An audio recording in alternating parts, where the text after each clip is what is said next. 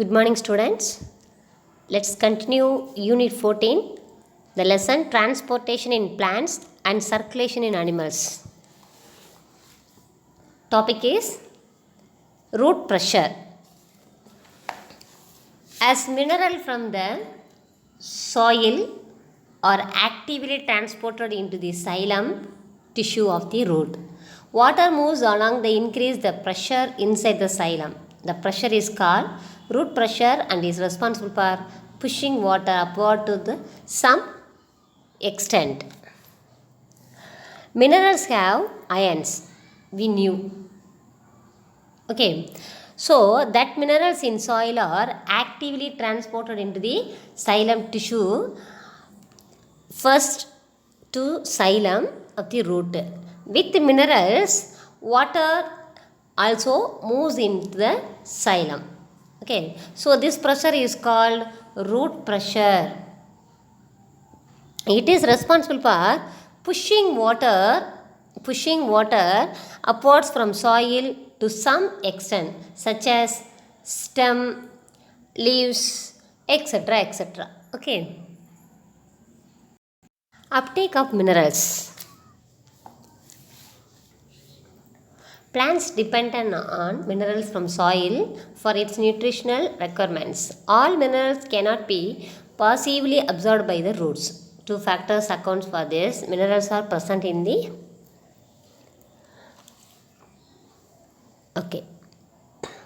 plant depends on minerals from soil for its nutritional requirements are needed. Requirements are needed. All minerals cannot be passively absorbed. Passively, which means slowly, absorbed by roots. So the two factors will account for this. Minerals are present in the soil as charged particles. So the two factors will account for this. Minerals are present in the soil as charged particles, such as positive, negative, neutral. Yes, that will not able to move across cell membranes. Cell membranes, which means outer layer. So the concentration of minerals in the soil usually less than concentration, lower than, which means less than concentration of minerals in the root. So therefore most of the minerals enter to the root by active transport, active absorption. So through cytoplasm, there is a thicker wall of the epidermal, which means outer cells. So this needs energy in the ATP already we knew, the expand of adenosine triphosphate. So then it is transported to all parts, transpiration pull. Yes, next topic is translocation of mineral ions. This is the important book pack question. Minerals are remobilized from older lying leaves to younger leaves. This phenomenon can be seen in deciduous plants. Elements like phosphorus, sulfur, nitrogen and potassium are easily mobilized, while elements like calcium are not remobilized. Small amounts of material exchange takes place between xylem and phloem. Yes, my dear, translocation of minerals ions. This is very, very important book pack question. Minerals remobilized, which means re-prepared, from older dying leaves to younger leaves. ஒரு பழைய இறந்த காய்ந்த இலையில் உள்ள மினரல்ஸை பயன்படுத்தி ஒரு புது இலை ஃபார்ம் ஆகுது. That is meaning minerals remobilized from older dying leaves to younger leaves. So this phenomenon can be seen in deciduous plants. deciduous forest having plants. Okay, காட்டுக்குள்ளே இலை விழுந்து மறுபடியும் மினரல்ஸாக சாயில் செட்டில் ஆகி அனதர் பிளான்ட்டுக்கு மினரல்ஸாக போய் சேரக்கூடியதை நம்ம என்ன சொல்கிறோம்? The phenomenon can be seen in the deciduous forests. Okay, so மினரல்ஸாக போய் சேர்ந்துருது இல்லையா, அது எதை சொல்கிறோம்? இந்த எலமெண்ட்ஸு. இந்த எலமெண்ட்ஸ் பாஸ்பரஸ், என்னென்ன elements? Phosphorus, sulphur, nitrogen and potassium. இது எல்லாமே ஈஸியாக என்ன ஆயிரும்? ரீப்ரிப்பேர்ட் ஆயிரும். Okay, then while elements like calcium are not remobilised. கால்சியம் மட்டும் என்ன ஆகாது? ரீமொபைலைஸ்ட் ஆகாது. So small amounts of material exchange takes place between xylem and phloem. Okay, next topic is phloem transport. The food synthesized by the leaves are transported by the phloem either to the area of requirements are stored. Phloem tissues is composed of sieve tubes which have sieve plates. Cytoplasmic strands pass through the pores in the sieve plates. Yes my dears, இந்த ஃபுட்டை synthesize பண்ணக்கூடியது யார்? இந்த leaves தான். ஓகேவா? So transported by the phloem. Already I said to you, the phloem transported the food, the xylem transported the water and minerals. ஓகேவா? இப்போ நம்ம பார்க்கக்கூடியது phloem டிரான்ஸ்போர்ட்டு. ஓகேவா? phloem வந்து எப்படி கடத்தப்படுதுன்னு நம்ம பார்க்குறோம்.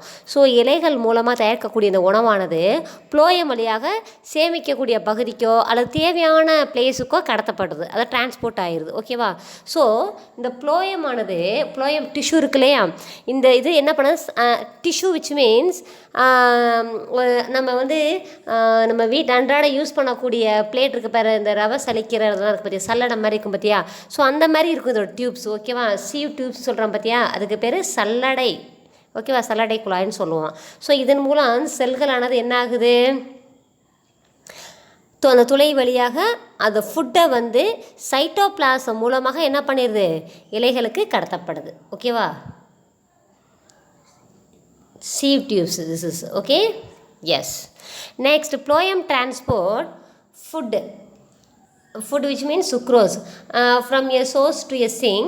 The source is a part of the plant that synthesizes food. For example, leaf and sink is the part that needs or stores the food, but the source and sink may be reversed depending on the season or the plants needed. இப்போ food அப்படின்னாவே sucrose அப்படின்றத நம்ம சொல்லிடுறோம் இல்லையா. So இந்த food எங்கே prepare ஆகுதோ அந்த இடத்துல இருந்து லீவ்ஸுக்கு, அதாவது சோர்ஸ் அப்படின்னாக்கா இலைகளோட பிகினிங். ஓகேவா? சேமிக்கக்கூடிய இடத்துலையோ அல்லது தேவையான இடம், சிங்க் அப்படின்னா தேக்கிடம் சொல்கிறோம், தேக்கி வைக்கக்கூடிய இடம். ஓகேவா? ஸோ அந்த இடத்துக்கு போய் என்ன ஆகுது? அதோட சீசனை பொறுத்து அது சேவ் பண்ணக்கூடியதை நம்ம என்ன சொல்கிறோம்? பிளான்ட்ஸ் நீடடு சொல்கிறோம். ஓகேவா? பிளான்ட் சின்சஸ் ஃபுட், லீஃப் அண்டு சிங்க்கு இந்த சீசன்ஸுக்கு மட்டும்தான் என்ன ஆகுது? அதை சேவ் பண்ணி திரும்பவும் ரீயூஸ் பண்ணிக்குது. ஓகேவா? So since the source sink relationship is variable, the direction of movement in the phloem can be upward or downwards. For example, bidirectional. In contrast, the movement is always unidirectional. Xylem, for example, upward. Okay, இந்த பேராகிராஃபில் என்ன தெரியுது உங்களுக்கு? அதாவது sink தேக்கி இருக்கக்கூடிய இடத்துக்கும் அது போய் சேரக்கூடிய டிஃப்ரென்ஸ் வேரியபிள் ஆகுது பார்த்தியா. ஸோ அந்த பிளேஸுக்கும் சில சேஞ்சஸ் ஏற்படும். ஓகேவா? எதில்? ஃபுட்டை டிரான்ஸ்போர்ட் பண்ணுறோம் பொழுது. ஸோ இது வந்து ஒன்று மேல் நோக்கியோ அல்லது கீழ் நோக்கியோ ரெண்டு திசையிலையுமே நடக்கக்கூடியது தான். ஆனால் இது எதனால நடக்கும்? சைலம்னால தான். ஓகேவா? அந்த சைலம் தான் வந்து என்ன பண்ணும்? வாட்டரை மேலே, அதாவது அரேஞ்ச் பண்ணி மேலேயும் கொண்டு போகும், டவுன்வார்ட்ஸு கீழேயும் கொண்டு வரும். ஓகேவா? ஸோ ஒரு திசையில் மட்டும்தான் இந்த சைலமானது வாட்டரை மேலே தள்ளக்கூடியது. ஓகேவா? Next topic is translocation of sugars. Okay, இந்த சுகர் அப்படின்னாவே சுக்ரோஸு. இந்த சுக்ரோஸ் வந்து டிரான்ஸ்லொக்கேஷன்னா என்ன? டிரான்ஸ்லொக்கேஷனாக ஒரு இடத்துல ஒரு இடத்துக்கு மாறக்கூடியது. சுகர் அப்படின்னா சுக்ரோஸ். ஓகேவா? ஸோ இந்த mechanism of translocation of sugars from source to sink is through pressure flow hypothesis glucose prepared at source. ஓகேவா? அதாவது இந்த சுக்ரோஸ் இருக்கு இல்லையா, இந்த சுக்ரோஸ் வந்து எப்பயுமே ஒரு இடத்துல ஒரு இடத்துக்கு வேறுபடணும் அப்படின்னா அதோட ப்ரெஷரை கொடுத்து என்ன பண்ணுது? டிரான்ஸ்லொகேஷன் ஆகுது. அது எதன் மூலம் ஆகுது? ஃபோட்டோசிந்தசிஸ். ஸோ ஃபோட்டோசிந்தசிஸ், ஓகேவா, ஃபோட்டோசிந்தசிஸ் மூலம் தான் என்ன ஆகுது? கன்வெர்ட் ஆகுது. குளுக்கோஸ் வந்து சுக்ரோஸாக மாற்றப்படுது.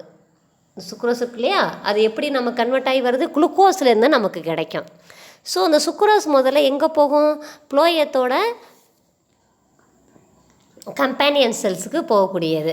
அதுக்கப்புறம் அதோட ஆக்டிவ் டிரான்ஸ்போர்ட் இருக்கு பற்றியா, அந்த சி டியூப்ஸ் மூலமாக புளோயத்துலேருந்து ஆக்டிவ் டிரான்ஸ்போர்ட்டுக்கு வரும். இந்த ப்ராசஸ்ஸு எதன் மூலம் ப்ரொடியூஸ் ஆகுது?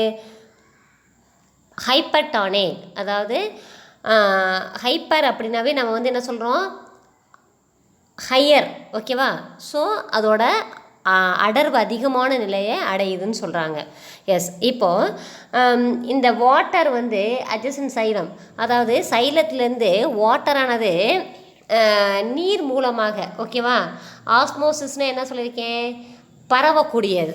ஆல்ரெடி நம்ம லாஸ்ட் டாபிக் நம்ம பார்த்துருக்கோம். மூமெண்ட் ஆஃப் சால்வெண்ட் அல்லது water molecules from the region of higher concentration, ஓகேவா. So lower concentration to higher concentration நம்ம என்ன சொல்கிறோம்? ஆஸ்மோசிஸ். இந்த region of lower concentration solvent, இந்த region of higher concentration to the region of lower concentration, ஓகேவா. So அது last class நம்ம பார்த்துருக்கோம்.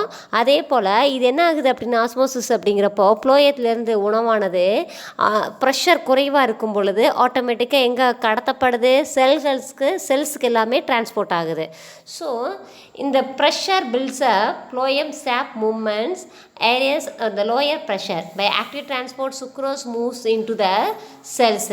அதாவது இந்த செல்ஸ் ஆனது யூட்டிலைஸ்ட் ஆர் ஸ்டோர்டு, சேமிக்கப்படக்கூடியது ஒரு இடத்திற்கோ அல்லது பயன்படுத்தக்கூடிய யூஸ் பண்ணக்கூடிய இடத்திற்கோ மாற்றமாகுது பார்த்தியா, டிரான்ஸ்லொக்கேட் ஆகுது இல்லையா. இதைத்தான் நம்ம வந்து சொல்கிறோம் டிரான்ஸ்லொக்கேஷன் ஆஃப் சுகர், ஓகேவா.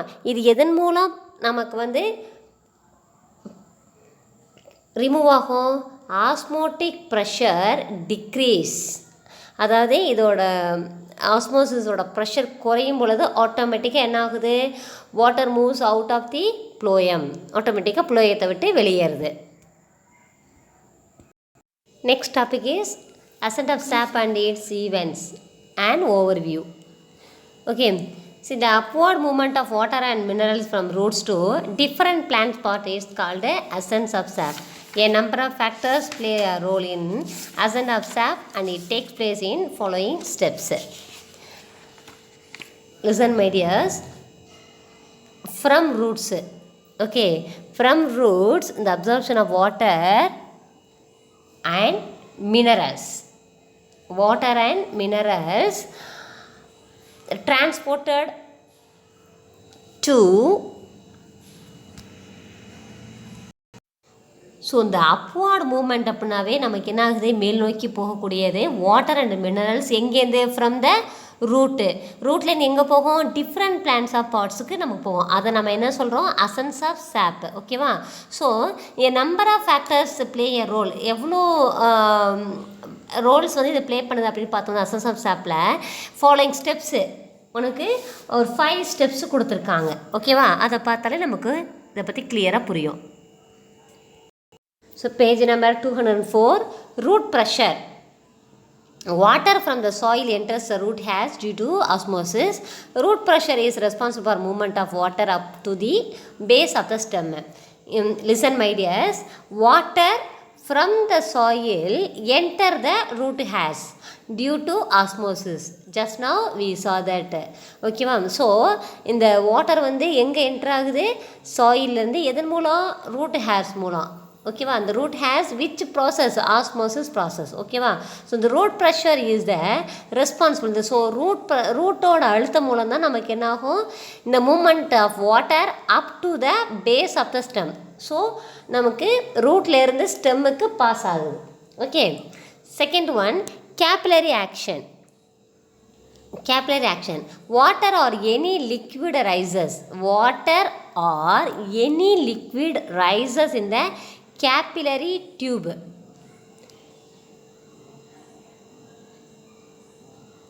Okay, these are the capillary tube because the physical forces, this phenomenon is called capillary action. இது சேம் வே தான், ஒரே மாதிரி தான். எப்படி இந்த stem water rises up to the certain highest height because of capillary action. ஓகேவா? Such as flood. Okay.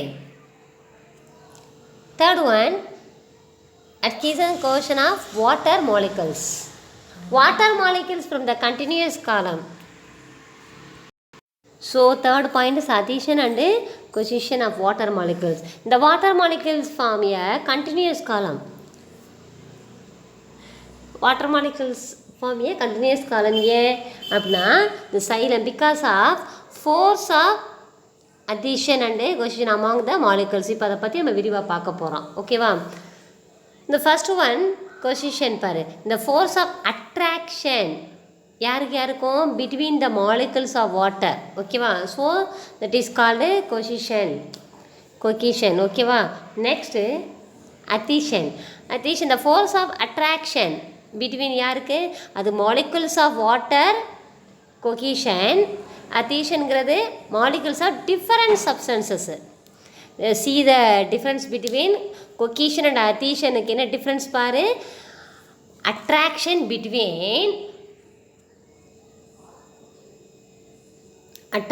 between molecules of water. ஓகேவா? it is called cohesion. adhesion பாரு attraction between molecules of different substance is called adhesion. Okay, so the water molecules sink to the xylem because the force of adhesion. Okay, my dears? Yes.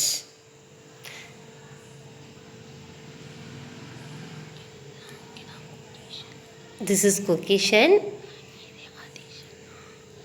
இதே adhesion அப்படின்னா இந்த ரெண்டு மாலிகுல்ஸுக்கும் சப்ஸ்டன்ஸுக்கும் இடைப்பட்டது. Okay, more to know. Dews like water droplets on the leaves of grass seen the early mornings. When the climate is humid and excess of water is present in the plants, the excess of water is executed in the form of liquid. This is due to the root pressure. This phenomenon is called a cuttation, which takes place through specialized cells is called a hydrotherms. Okay, listen my dears. இப்போது early morning நம்ம பார்க்குறோம். Okay, early morning நம்ம பார்க்குறப்போ cross மேலே குட்டி குட்டி water molecules நமக்கு தெரியும். அது நம்ம என்ன சொல்லுவோம்? பனித்துளி போல் பார்த்துருப்போம்.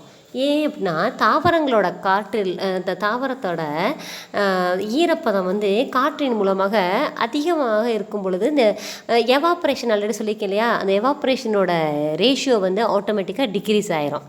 அப்போது அப்சர்வ் பண்ணக்கூடிய அந்த பிளான்ட்டோட ரூட் ஹேர்ஸ் இருக்கு இல்லையா, அதோட ப்ரெஷரை உருவாக்கும். ஸோ இது ஆட்டோமேட்டிக்காக என்னாகும்?